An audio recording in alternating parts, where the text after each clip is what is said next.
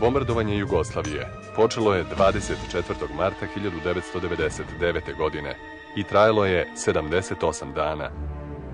19 NATO zemalja pod okriljem akcije koju su izvodili kako bi sprečili navodnu humanitarnu katastrofu na Kosovu i Metohiji, danonoćno je razaralo Jugoslaviju i odnosilo brojne živote. NATO je u bombardovanju angažovao 600 najsavremenijih lovačkih aviona i bombardera. U našoj avijaciji jedino je 14 MiG-ova 29 moglo da im se koliko toliko suprotstavi. MiG-ovi su bili u poluispravnom stanju, sposobni za letenje, ali zbog kvara elektronskih uređaja u većini slučajeva nesposobni za vazdušnu borbu. Domet radara njihovih aviona bio je 120 km, a naših upola manje. Na većim visinama F-15 pogađa cilj sa 120 km vazdušne razdaljine. Pilot MiG-a, ukoliko ima sreću da mu je sve na avionu ispravno, neprijatelju mora da priđe na 40 km.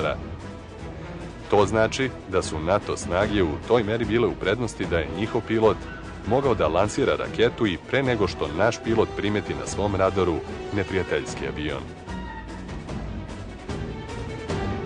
Sa dometom svojih raketa, ali i uz pomoć AWACS-a, NATO piloti su naše lovačke avione mogli da obaraju i iz okolnih zemalja. Dva velika AWACS-a koja su kružila nad Mađarskom i Bosnom slala su u svakom trenutku preciznu sliku neba nad celom Jugoslavijom.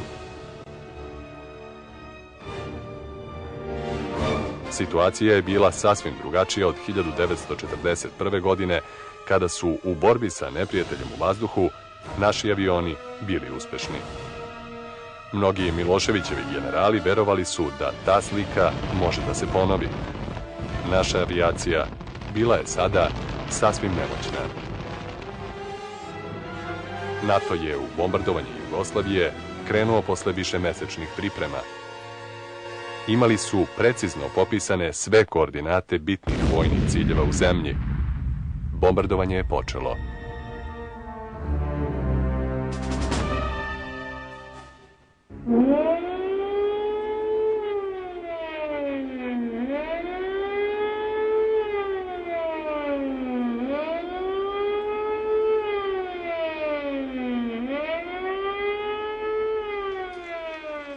Tog 24. marta 1999. godine smo bili na aerodromu u Nišu sa 2 aviona i bio sam tu ja, kolega Ilić, kolega Đurđević i kolega Emeti.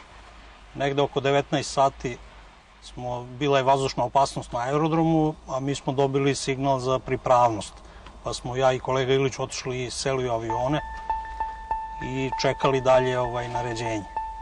Dosta napeto, 1 sat vremena je prošao i negde oko 20 časova je stigao naređenje za poletanje.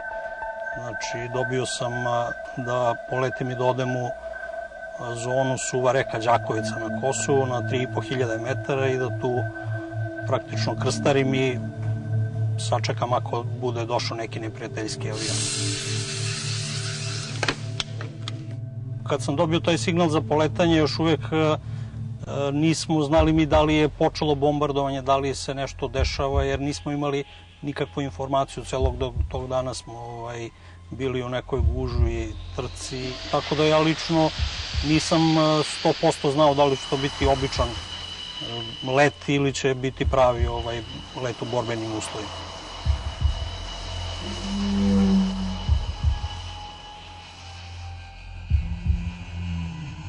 Poleteo sam i negde na visini od 1000 metara, praktično u blizini Jastrepca sam okrenuo u kurs prema Prištini i prema zoni Suva reka Đakovica.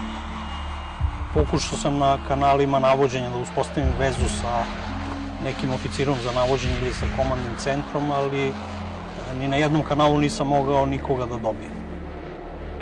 Jadran Hidro 101, da li me čujete? Hidro 101 na 3500 metra od Jastrepca prema zoni Suvaneka. Krka Hidro 101, da li se čujemo? Pošto nisam posle nekoliko pokušaja uspeo da uspostavim ni sa kim vezu, odlučio sam da nastavim dalje prema zoni.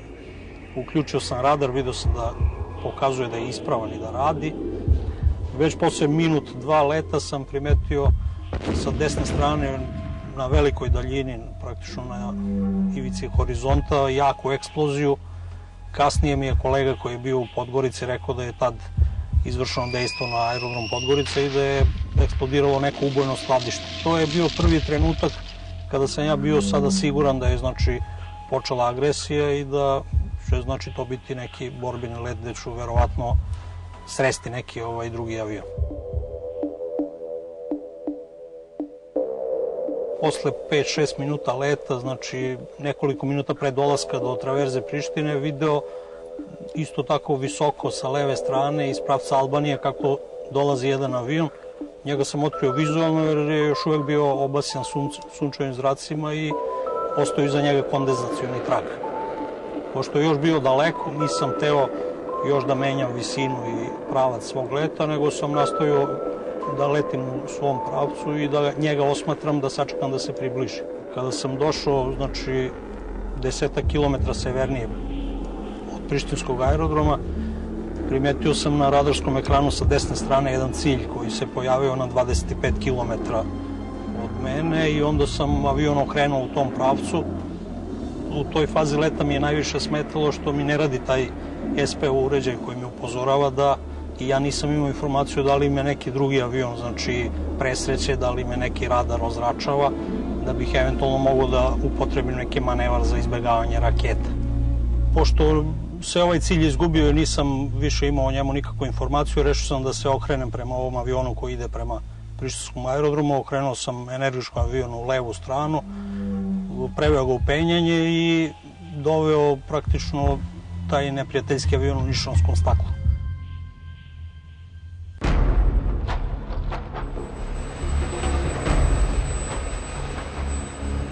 Na aerodromu Batajnica ponovo se oglasila uzbuna. 26. marta stigla je naredba da MiG-ovi 29 polete u borbeni let.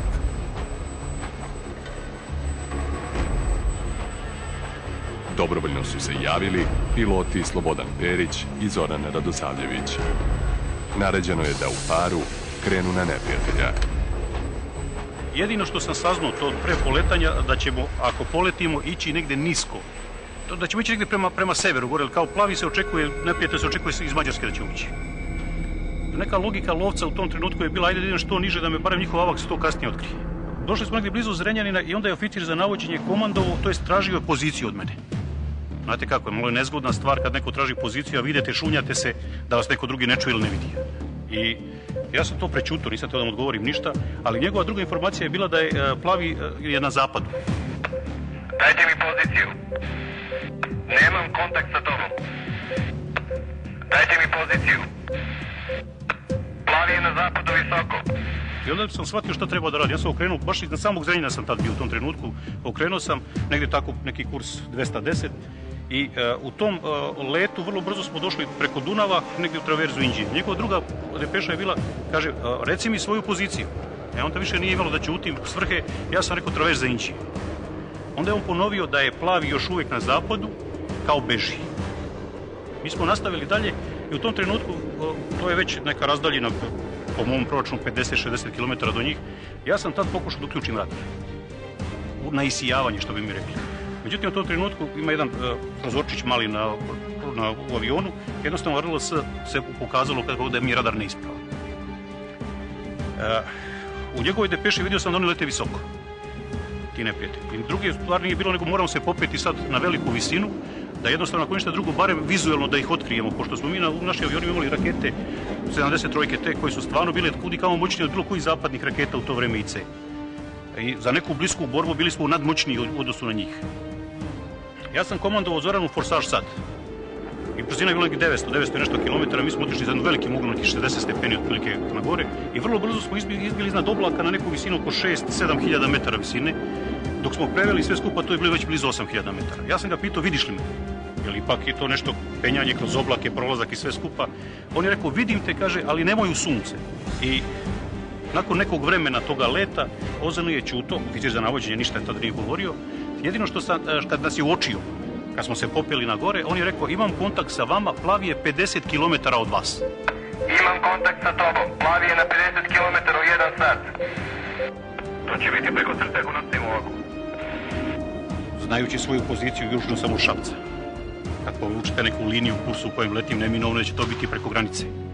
Ja sam decidno dao do znanja da će to biti preko granice, rekovši to će biti preko crte, očekujući neku komandu povratka ili ne znam šta. Međutim, niko ništa nije odgovarao.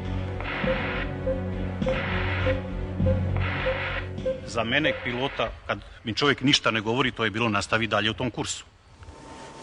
Zoranova depeša je bila desno pod 50. Meni je bilo jako drago kad sam čuo tu njegovu depešu, misleći da je njemu ispravan radar. Jer ja nijednog trenutka sad nisam htio da kaže da mi je radar neispravan. Prva, znači, informacija je bilo koja kaže da mi nije ispravan radar, čuće to i ostali svi okolo. Desno pod 50. Dođi napred da dejstvuješ ti. Ne, na SPU. Kad mi je rekao desno pod 50 na SPO, shvatio sam o čemu se radi. Znači, taj neki plavi ili neprijatelj nas ima u svojim radarskim ekranima i ako smo išli nekim kursu 210 pod 50, to je otprilike neki rakurs. Što je, znači, mi smo morali da poduzmemo neki manevar da pokušamo da mu pobegnemo sa radarskog ekrana njega. Pilot MiG-29 Iljo Arizanov nalazi se u rejonu Drenice na Kosovu. Uočio je NATO avion koji je iz pravca Albanije krenuo ka prištinskom aerodromu. Neprijateljski avion drži na nišanu. Držao sam dugme tog zahvata, znači gde mi praktično pokazujemo svim uređajima gde se nalazi cilj da bi oni mogli da izvrše merenje i pripremu raketa za lansiranje. I nedostalo mi je možda nekih 30 sekundi da se približim još na daljinu oko manje od 5 km, gde bi sigurno već neka od raketa napravila zahvat ili bi ja bio dovoljno blizu da mogu da izvršim vizualnu identifikaciju o kakvoj se letelici radi. Tog trenutka sam osetio udarac sa leve strane, eksploziju, pogodila me raketa, avion se iz tog položaja penjanja se zabacio u levu stranu i nosem na dole i krenuo u neko levo okretanje kao levu spiralu, znači da gubi visinu. Primetio sam u sva 3 retrovizora požar, znači gore je avion. Pogledao sam u kabinu, nije bilo dima, nije ništa ukazivalo na da je nijedna od signalizacija mi ništa nije pokazivala, ali kad sam palicom pokušao da ispravim avion, da ga dovedem u normalan položaj, avion uopšte nije reagovao na komande. Kad sam shvatio da je avion neupravljiv, da ne reaguje na komande, pustio sam palicu, uhvatio obema rukama ručice za katapultiranje i povukao ih prema sebi. Gde znači prvo otpadne pokretni deo krova kabine, posle toga sedište kreće na svojim šinama, izlazi neki štitnik ovako ispred tela pilota koji ga štiti od udara vazdušne struje. Sa strane padaju ograničivači ruku koji služe zato da vam se skupe ruke, da se ne bi povredili od ram. Noge vam se skupljaju isto s ovim ovde pritezačima nogu i znači kompletan pilot se spakuje, veze se sve zategnu da bude u što pravilnijem položaju da ne bi došlo do povrede kičme ili povreda ekstremiteta od strane aviona. Znači ono što sam ja uspeo da vidim to je da je izašao taj štitnik koji me štiti od udara vazduha i imao sam osjećaj kao da mi kompletna kabina i instrumentalna tabla nestaju ispod nogu. To se u stvari sedište kretalo po svojoj šini naviše i onda je praktično nestao avion ispod mene. U tim trenucima se čini da vreme sporo protiče, pa meni se čini da je to možda i dugo trajalo, ali možda je to bila sekunda ili manje, dok sam ja znači normalno sedeo u sedištu sa tim padobranima koji ga stabiliziraju. Onda sam video svoj avion ispred sebe, vidio sam da gori sa leve strane više, znači kompletno levo krilo, iza kabine gde su rezervoari za gorivo je bio plamen sve do repa aviona. Učinilo mi se da čak nedostaje levi horizontalni stabilizator na avionu voleo bih da sam se nalazio u drugom avionu i da to posmatram, jer jedino što znači sam ja bio u sedištu, a znajući gde se nalazim iznad Kosova sam se katapultirao, pretpostavljao sam da će kasnije biti problema. Slobodan Perić i Zoran Radosavljević, navođeni komandama sa zemlje, prešli su granicu Jugoslavije i u potrazi za NATO avionima ušli u vazdušni prostor Bosne i Hercegovine. Kapetan prve klase Radosavljević na svom radaru je identifikovao neprijateljske avione u neposrednoj blizini. I nisam čuo depešu Zoranovu više nijednu. Što je za mene bio neki znak da verovatno nas nemaju više na radarima. Jer on, znači taj da je imao, on bi verovatno rekao. U tom trenutku oficir za navođenje je rekao, izgleda da idu na vas. Ja sam pokušao dobro da gledam, da vam kažem, iznad oblaka još uvijek je sunce bilo, mislim veliki intenzitet je svetlosti dovoljan, još pokušao sam da vidim nekog od njih. Međutim, jednostavno nisam bio u mogućnosti da vidim te tačkice avione u vazduhu, ali sam vidio zato 4 bela traga. Meni je bilo jasno o čemu se događa. Već u ovom momentu kad su se izgasili ti beli tragovi, to znači da ta raketa više goršavski motor ju ne radi, ona je upravljiva, ona je već znači sposobna za navođenje na nas, sama od sebe. Ja sam njemu komandovao beži rakete na nas. Zoran je tad rekao, bežim u oblake. Ovazirali su rakete na nas, vidiš bele tragove. Beži, sklanjaj se. Bežim u oblake. Ja od tog momenta kad je rekao bežim u oblake, više nisam obraćao pažnju na mojim retrovizorima da ga vidim. Jer jednostavno tu je postalo nešto da sam ja rekao beži, znači spašavajmo se na neki način da pobegnemo kako znamo i umemo sad od tih raketa. Taj manevar koji sam poduzeo, ja sam već bio ubeđen da su me promašile rakete. I moj sljedeći je bio da pogledam na horizontu, da ih pokušam naći te avione koji su dejstvovali po nama, ako su ostali još uvijek u nekom kontaktu. Jer već to bi bila razdaljena da mi možemo da vodimo neku ravnopravnu borbu sa IC raketama. U tom trenutku mog traženja osjetio sam strahovit udarac sa desne strane. To vam je kao kad vas recimo na putu, na raskrsnici udari drugi auto, bočno i odbaci vas nekih, šta ja znam, ne znam koliko. Ja sam imao osjećaj da je to poprilično bilo. U tom slučaju, recimo, čovjek ako leti normalno u avionu i sedi, jednog trenutka ne možete da dodirnete neki deo tog aviona. Od tog udara ja sam tačno osjetio kako me avion, ili kako da kažem, tabla ova horizontalna desna, kako me je udarila u ruku. I odmah od tog momenta sam osjetio kako prodire vazduh u kabinu. Instinktivna reakcija je bila beži na levu stranu, beži svoje kući. Međutim, onog momenta kad sam pokušao palicu da krene, palica je mrtva. Jednostavno ne reaguje avion. I vidim na ekranu pale se crvene sijalice, požar desnog motora.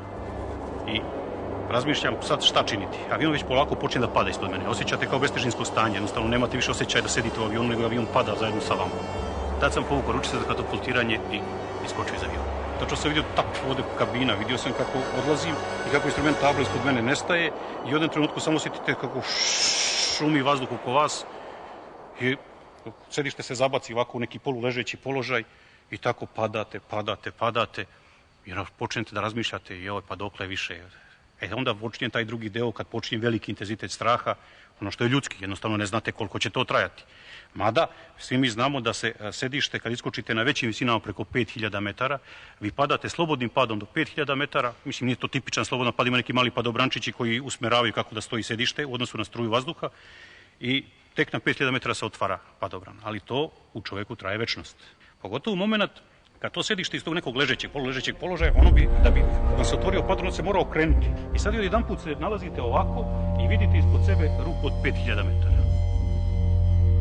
I kažete sami sebi, ako se ne otvori padobran, ko će živ do zemlje čekati? Mislim, veliki intenzitet straha, moram vam priznati, i ako sam nekad imao neke noćne more, koje su možda kratko trajale, upravo je to bio taj trenutak kad vas okrene naopačke i vidite rupu ispod sebe i kažete, hoće li se otvoriti? To su delići sekunde, ali to je večnost. U tom momentu, samo jedan put, i vidiš, vistiš na padobranu, prestane onaj šum vazduha, od jedan put sve tišina, mirno, pogledate, padobran se otvorio, vi polako padate, oblaci su tu oko vas, ispod vas, neke pahulje vidite. I taj dan je bilo toplo, 26 stepeni, 27 kad smo poletili. Vidim da mi je vruće u glavi, ali neka me je zahvata. Ja pogledam, meni ruke bele skroz. Pogledam šta je to i shvatim da je led. Spustim one rukave nizbrdo i u stvari ja sam se nalazio u nekoj atmosferi koja je minus 30, minus 35 stepeni na toj visini bila. Dok nisam sišao u niže dole slojeve i onda mi je postalo previše vruće zato što je tek onda počeo adrenalin da radi kako treba i jednostavno čuo sam u glavi kako srce čini buf, buf, buf. Major Arizanov pogođen je na nebu iznad Kosova. Uspeo je da se katapultira i pada u predeo Dreničke kotline. Prizemljuje se u Vinogradu, u neposrednoj blizini hangara u kome se u tom trenutku nalaze čuvari Albanci. Po meni sam najmanje 5 km, znači doskočio dalje od mesta gde je pao avion. To je sa jedne strane bilo dobro jer se uopšte nije videla pozicija pada aviona, ostalo je to iza nekog brda, samo se vidio odbljesak od tog požara koji se pojavio. U trenutku, znači, prizemljenja imao sam sreću da sam pao između 4 stuba. Vidim da se nisam povredio i sad čujem tu dvojicu ljudi koji se dovikuju da su Albanci, da na albanskom govore i znao sam da moram što pre da pobegnem odande. Oni nisu prilazili, verovatno su isto se plašili da dođu odmah da vide o kome se radi, pretpostavljam. Tako da sam ja samo otkopčao te padobranske veze i krenuo da beži na suprotnu stranu, sve onako sa kacigom i sa maskom. Nisam stigao da ništa uzmem od opreme koji se inače nalazi u sedištu. Tu imamo taj komplet, NAZ se zove na ruskom, znači gde se unutra nalazi neka hrana, neka voda, lekovi neki. Nalazi se tu i neki radio uređaj, radio stanica s kojom mi možemo da uspostavimo vezu sa službom spasa, ali jednostavno ništa ja od te opreme nisam poneo iz razloga što nisam teo da rizikujem da budem odmah zarobljen.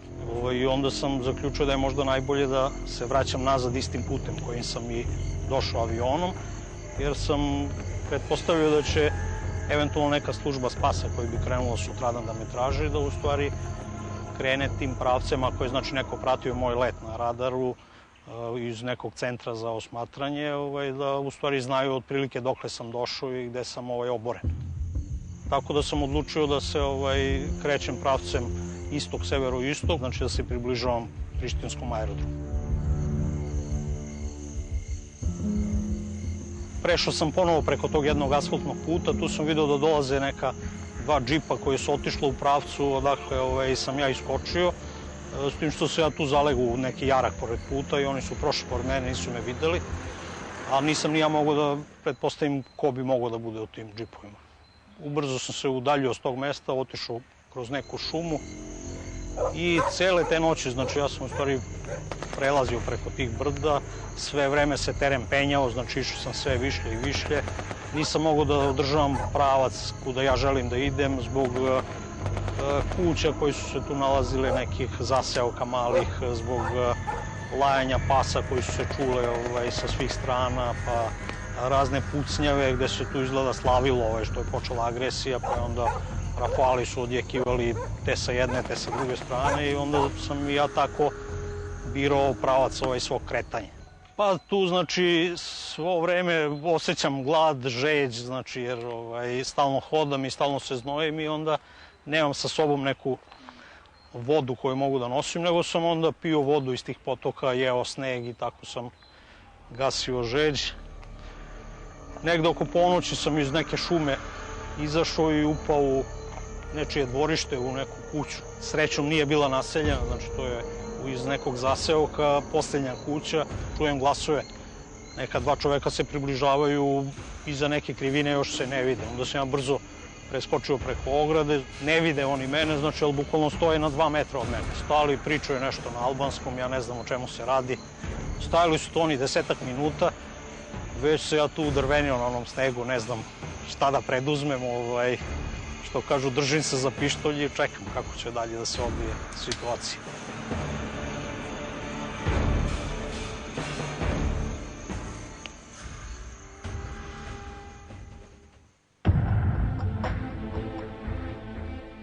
Slobodan Perić i Zoran Radosavljević pogođeni su na teritoriji istočne Bosne, u vazdušnom prostoru šireg rejona Bjeljine.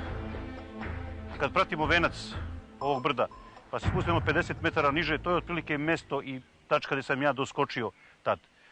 Meštani iz ovih okolnih kuća, vidite, oni su mene pratili sve vreme na padobranu kako sam padao, otprilike su vidjeli gde ću doskočiti, tako da kad sam bio na zemlji, oni su već bili jedno 100 do 150 metara udaljenosti od mene sa raznoraznim alatkama, vilama i ostalim stvarima.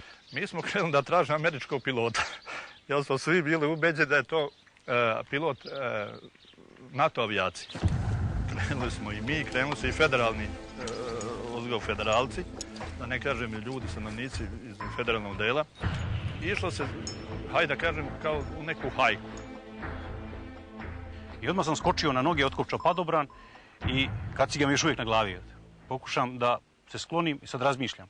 Ako odem gore uzbrdo, tamo onaj čovjek me mahom je rukom crni kombi, onaj gledam, nije mi logično kad mi je ova crkva na drugu stranu vamo. Ja odlučim, idem prema toj crkvi. Skinem kacigu sa glave i krenem. Međutim, u jednom trenutku, na možda jedno 100 metara od mene, 150 metara od mene, vidim ovako 2 grupe ljudi. I to naoružani do zuba, u civilu. Idu pravo prema meni. Sad ja gledam, vidite ovdje scenu kako se nalazi. Pokušavam da se podvučem ispod njega. Međutim, u Bosni niko živ ne postavlja one dole grane ispod da bi čovjek mogao da se podvuče. I vidim da se ne mogu sakriti. I sad u tom trenutku oni već trčećim korakom prilazi i pravi krug oko mene. Svugdje automatske puške su prema meni uperene. Diži ruke! Ja dignem ruke. Ko si? E sad, to je ono već razmišljanje debelo šta da kažem ko sam. Ako su naši, dobro je. Ako nisu naši, najeba, što bi rekao naš narod. Ja vičem, naš sam. Ali sad sljedeći stvar znam da je gotovo. Sad moram reći ko sam. Kažu, koji naš? Ja kažem, ajde kad ginem ko Srbin. Ja kažem, Srbin! A oni učutaše, vidiš, tajac, niko ništa ne govori. I sad jedan od njih tamo iz publike, da ne kažem iz tih ljudi, onako kaže, jebo mater, kaže, vidi, kaže, naučio srpski da priča. Ja kažem, ljudi, Srbin sam, kaže, s druge strane Drine, evo tamo iz Zavlake sam iz sela, evo vidim te preko puta moje selo. Kaže onaj čovjek, pa kaže, vidi mu, kaže, šta ima, kaže, u džepovima. Ja dižem ruke, onako onaj gurnu ruku u jedan džep, izvadi 200-300 dinara koliko sam imao u džepu. Onaj kaže, ma jebo mater, jest naš, kaže, da je, kaže, Amerikanac ili neki imao bi kad 2000 maraka kod sebe ili dolara, kaže. 300 dinara, 3000 dolara.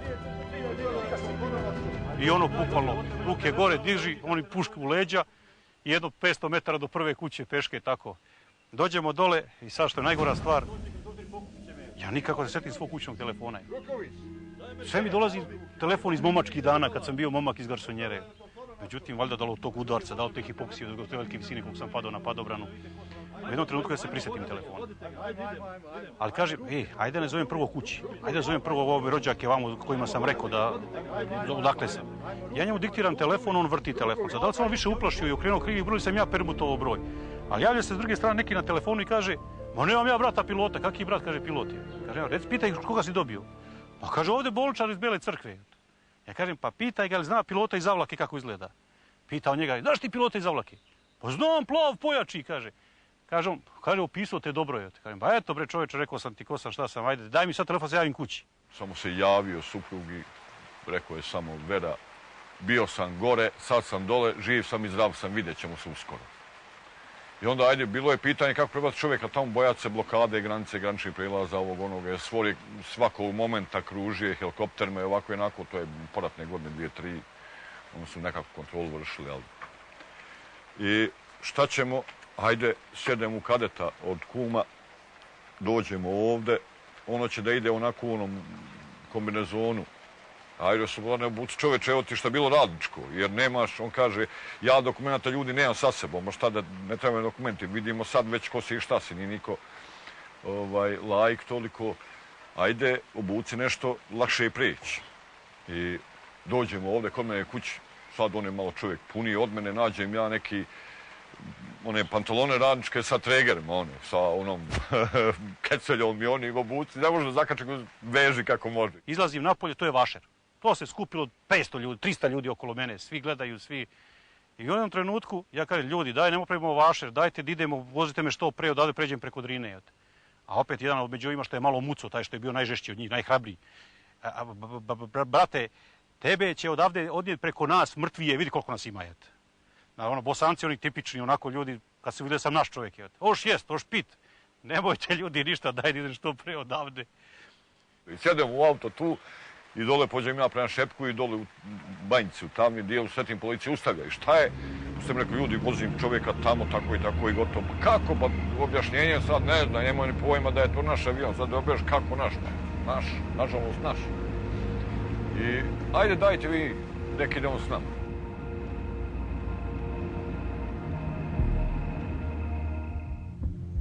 Iljo Arizanov, koji je prvog dana bombardovanja oboren u rejonu Drenice, cele noći pokušava da se probije između kampova UČK i stigne do prištinskog aerodroma. Njegova drama se nastavlja. Pošto sam u trenutku kad sam legao da spavam bio dosta zagrejan, sav znoja, praktično čim se telo ohladilo, posle jedno pola sata sam se probudio od drhtavice, skinuo sam te čizme, skinuo čarape koje su bile mokre, kao ostavilo se suše na nekoj grani.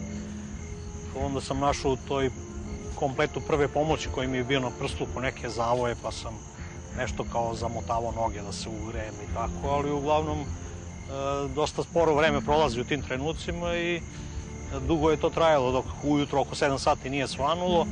Bilo je ono lepo jutro, sunce me fino ugrejalo za nekih pola sata. Ostao sam tu negde do 7 sati na istom mestu, ali video sam da nema ni traga od nekih helikoptera, neke službe spašavanja. Na samu poziciju na kojoj sam se nalazio, video sam sa suprotne strane brdo na kojem se nalazio neki zaseok, neke kuće. Tu u šumi oko mene su čulo na nekoliko mesta da neko seče drva, neka goveda su se čula. Prišao sam možda na nekih 300-400 metara od tih kuća, video da su sve to albanska sela sa džamijama, nigde nisam uspeo na tim putevima odozgo da osmutrim neke policijske ili vojne snage da se kreću i zaključio sam da nemam šta da pokušavam da uspostavim kontakt sa nekim, da ću onda verovatno biti zarobljen, nego da moram da se krijem dok ne padne mrak. Došao sam tu do nekog opet puta gde je bila neka kuća u izgradnji, tu nije bilo ljudi, ušao sam unutra, pokušao da nađem neku hranu jer je glad bio osnovni problem, što već toliko dugo nisam imao ništa da jedem, ali nisam ništa našao, pa sam nastavio dalje. Približavao sam se praktično toj reci, Drenici koju sam trebao da prođem. Tako umoran, a i nisam neki vrstan plivač, nisam teo nikako da rizikujem da pokušam da je prođem, nego sam krenuo uzvodno da tražim neko pogodnije mesto za prelazak. Bilo je blato ispod nekih granja, nekog korenja koje me, što kaže, bolo, ali je osnovni bio problem što je opet dubina bila prevelika. Ja sam na kraju negde do grudi upao u vodu, ali uspeo sam da pređem na drugu stranu.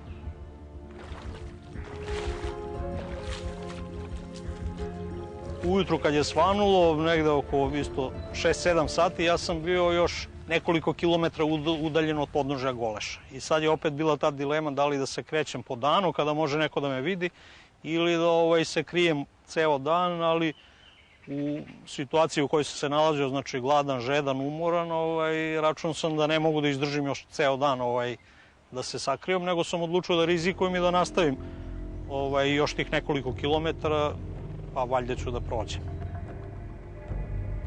Pa to je bilo oko 7 sati, još nekih 500 metara možda do podnožja Goleša, već dosta umoran, opala koncentracija, nisam usluškivao, jednostavno sam došao na raskrsnicu 2 staze i pokrenem se levo, tu vidim jednog čoveka koji je bukvalno od mene udaljen 10-15 metara. On je onako obučen u gumene čizme, neke pantalone, ima maskirnu jaknu sa znakom UČK i viri mu iz džepa antena od radio stanice i nosi preko ramena lovačku pušku. Krenem da izvlačim pištolj, trajalo je par sekundi, znači on je pogledao u mene da bi sledećeg trenutka razrogačenih očiju krenuo da se baca u neki žbun pored i da skida pušku sa ramena. I samo se otkotrljao tu u žbunje, više ga nisam video. Ja krenuo na drugu stranu da bežim. Tu mi je ostala kaciga. Posle nekih 20 metara nailazim na neku ograđeni deo šume, znači gde su isto visoki betonski stubovi zakrenuti prema spolja, pa još bodljikava žica, zagrežena kompletno žicom deo šume i jedino je to pravac koji mogu da se krećem. Tu sam onda preskočio preko te žice i nastavio da bežim kroz tu šumu, nekih 200-300 metara. Vidim da se približavam tom asfaltnom putu i praktično je to posljednje da bih prešao preko njega i krenuo uz Goleš. Arizanov je posle 2 dana probijanja kroz Dreničku kotlinu uspeo da stigne 26. marta na prištinski aerodrom. Svi u komandi su ga već otpisali.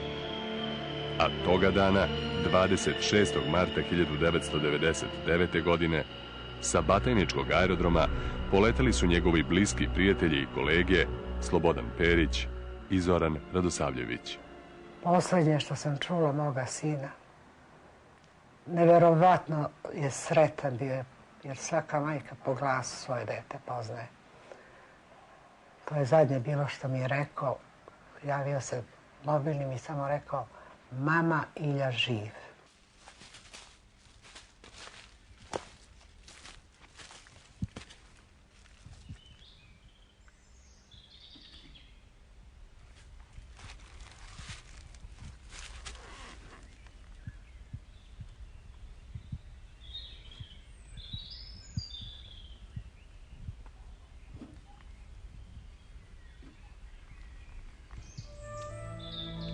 Bilo je predveče, baš nekako u ovo vrijeme, ovako je bilo vrijeme na polju.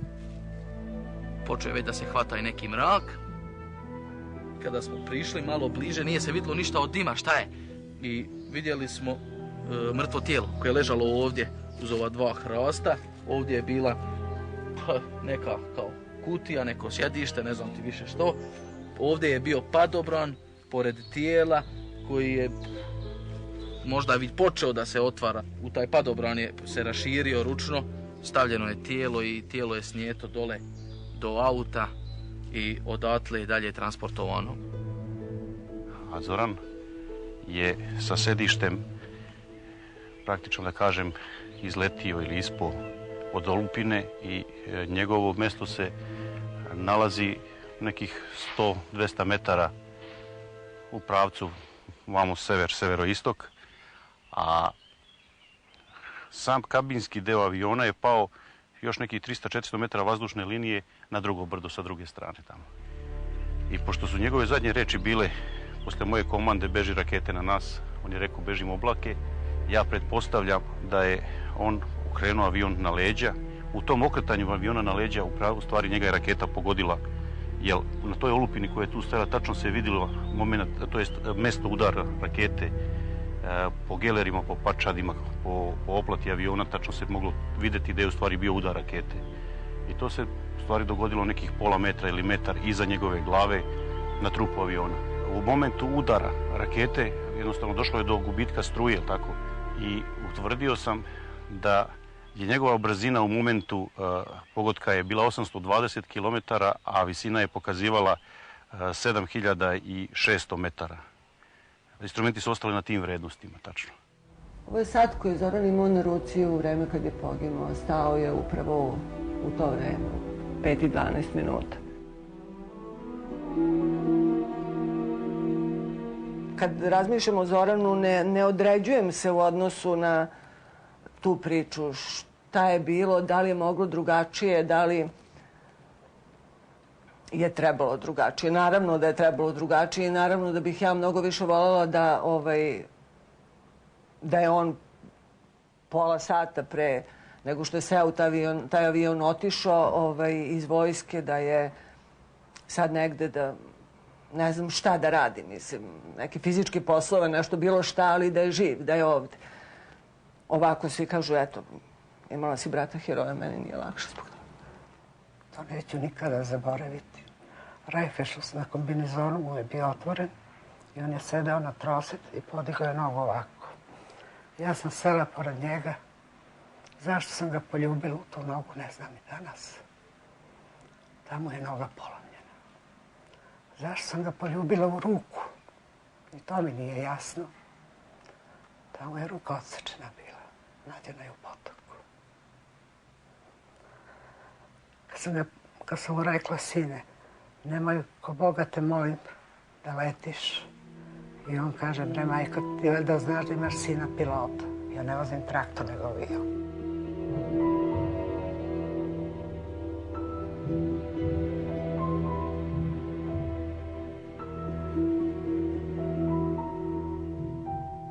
Zoran je jako voleo jedrenje, prosto se pronašao u tome. Eto, posle te neke ljubavi prema nebu pronašao i tu ljubav prema moru. Ovo su neka njegova prva jedrenja.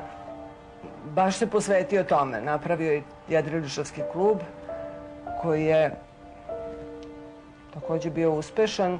Upoznao puno novih ljudi, baš onako se rado bavio time. Iako naravno nije zapostavljao ni neka svoja druga interesovanja. Evo ovdje smo sad stigli do nekih sličica koje su sa Zoranove promocije magistra sa Saobraćajnog fakulteta. To je bilo godinu dana, ne punih godinu dana pre nego što je poginuo, u stvari u junu 1998. Završio sam magistraturom i krenuo da piše doktorat. Znači, zanimao se za satelitsku navigaciju koja je u to vreme bila nova priča uopšte u svetu i baš se onako tome posvetio i ja sam stvarno mislila da će u stvari to biti njegova budućnost, a da će, znači, taj neki naučni rad u tom smislu, a da će pilotiranje avionom i jedrenje biti nekakav hobi kojim će se on baviti kad stigne, pored tih nekih svojih drugih obaveza. Nažalost, to nije bilo tako. Prosto ga je nešto prestiglo.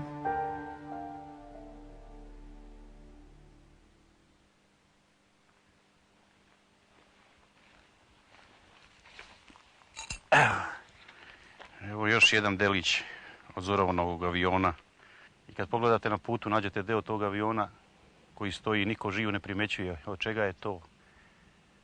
Tako je nešto slično i na sećanje na tog Zorana našeg i na sve to skupa što se događalo. Polako bledi, ljudi zaboravljaju. Pa jednog dana, vjerojatno, kad više tih delova ne bude, vjerojatno neće biti više ni sećanja takvih heroja.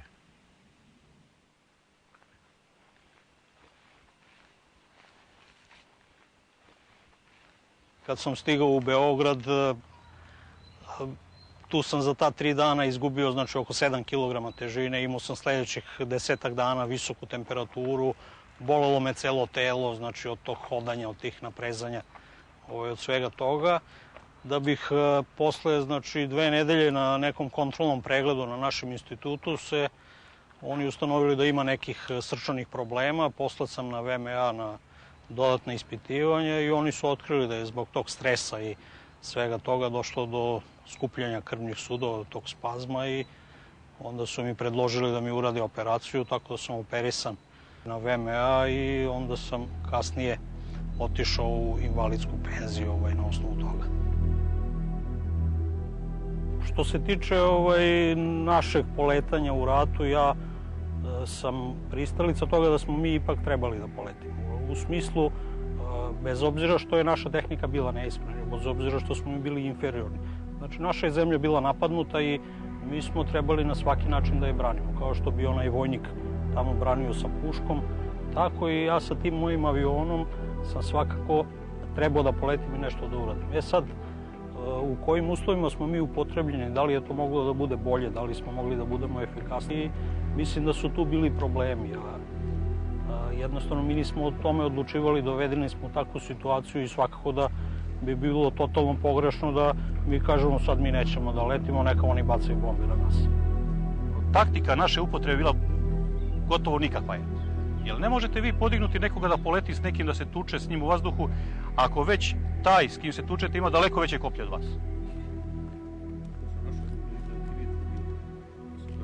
Vi se možete tući s njim na drugi način. Možete nekako prići, podvući se da vas ne vidi u nekim drugim grupama iz više pravaca ili bilo šta drugo, ali poletiti i ići nekome pravo u lice. A on ima moćnije mašine od vas, ima veći domet raketa, ima sve živo.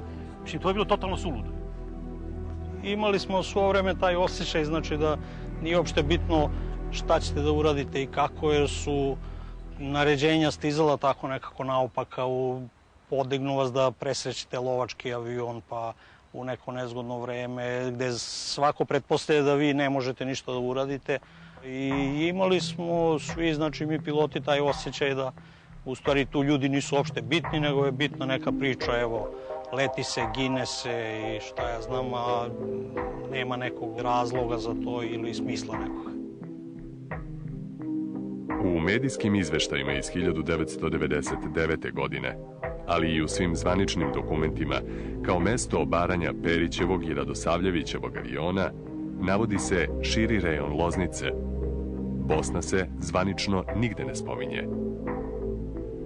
Ja sam došao do zaključka da u tom trenutku u vazdušnom prostoru, a to mi je posle oficir za navođenje potvrdio, kad je sva opasnost prošla, da u tom trenutku u vazduhu samo u Bosni se nalazila u reonu Tuzle jedna para. Znači para 2 aviona njihova, a druga grupa aviona od 4 aviona nalazila se u zoni Doboj-Zenica. I to su bukvalno bili avioni njihovi za lovačku zaštitu. Znači oni koji su štitili vazdušni prostor Bosne i Hercegovine od eventualnih naših aviona. Ti avioni uopšte nisu krenuli jednog trenutka da pređu granicu da dejstvuju bilo po čemu. Jer i oni su bili naoružani samo raketama za vazdušnu borbu. To znam decidno. I ti piloti koji su me oborili te članke ili hvalospeve toga Kandže ili kako ga već nazivaju ti veliki Amerikanci, njegov hvalospeve sam čitao 3-4 lista da se hvali i čak izjavljuje da mu je toliko drago bilo kad je vidio 2 aviona kako padaju na fon oblaka i nadao se da su i piloti u avionima. These are up 24,000 southbound. Flash 2, MiG-29, bullseye. 36, 36. At this time, picture clean. Ja sam uvijek u životu govorio posle tom istom Kandži, da li bi poletio uopšte, da li bi uopšte sedio u avionu kao što je moj bio u ispravnosti aviona mog aviona. Samo bi ga zapitao da li bi se zamenili nas dvojica, da li bi on smeo da meni izađe na mene, sam bio u njegovom avionu u mom avionu. March 24th, 1999. F-15 Eagle pilot, Captain Mike Shower. Na televizijskom kanalu History u emisiji Dogfight dvojica američkih pilota govore o svojim letovima 24. marta, tokom kojih su prijavili obaranje 2 MiG-a 29.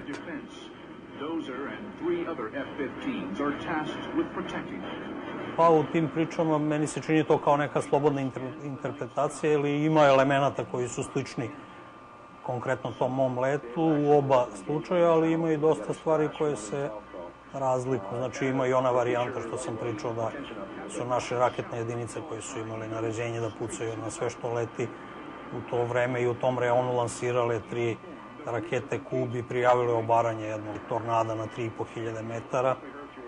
Znači nekome je pogodio, ali stvarno nisam u avionu mogao to da otkrijemo o čemu se radi, a kasnije nije izvršen nikakav uviđaj, nije se otišlo na teren tamo gde je avion pao, gde bi najbolje moglo da se vidi koja je raketa pogodila avion i šta se stvarno desilo. Tako da će to ostati očigledno večita misterija.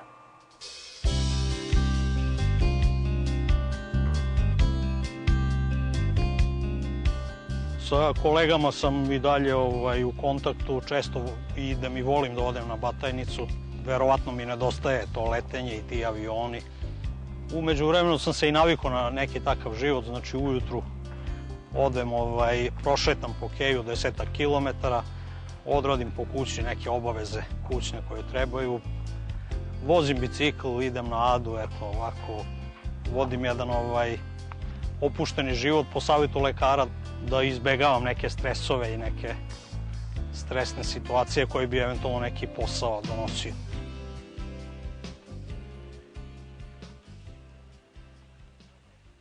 Još su Francuzi govorili da dobar podrum treba ima što deblji zid, pošto oni nemaju baš ovako dobro kamene, mi smo 50 cm zidove napravili da to bude što lepše i što adekvatnije za tako nešto što oni imaju. Ova rakija sad što ćemo je probati, ona je jedna od onih 4 koje su osvojile ove godine velike zlatne medalje Novosadskog sajma. Da vidite malo bolje, sve skupa unutra, svetlosti i svega. Eto vidite. Ovo su ta neka priznanja koje sam osvojio. Jedna od najdražih mi je ovo zadnje ove godine. To je povelja za kvalitet, za najviši kvalitet voćnih rakija u Srbiji. Tako da to je jedna jedina koja se dodjeljuje godišnje na Novosadskom sajmu. Tako mi je drago što je baš pripala meni. Međutim, van naših prostora, kažem Srbije, sad u Ljubljani prošle godine smo osvojili zlatnu medalju, što kaže, izašli smo malo iz okvira naše zemlje, tako da smo došli bili do Evropske unije, pošto su oni evropljani za razliku od nas. A sve to skupa što vidimo, to se proizvodi ovako jednom lepom kazanom 400 litara, koji daje predivnu rakiju kao što ste probali.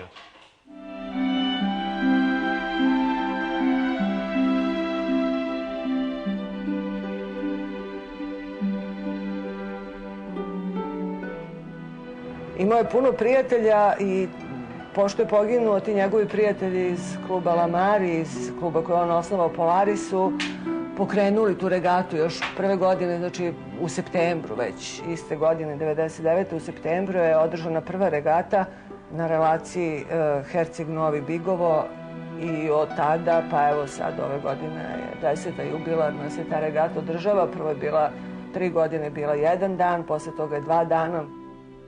Eto, kažem, zbog toga ja prosto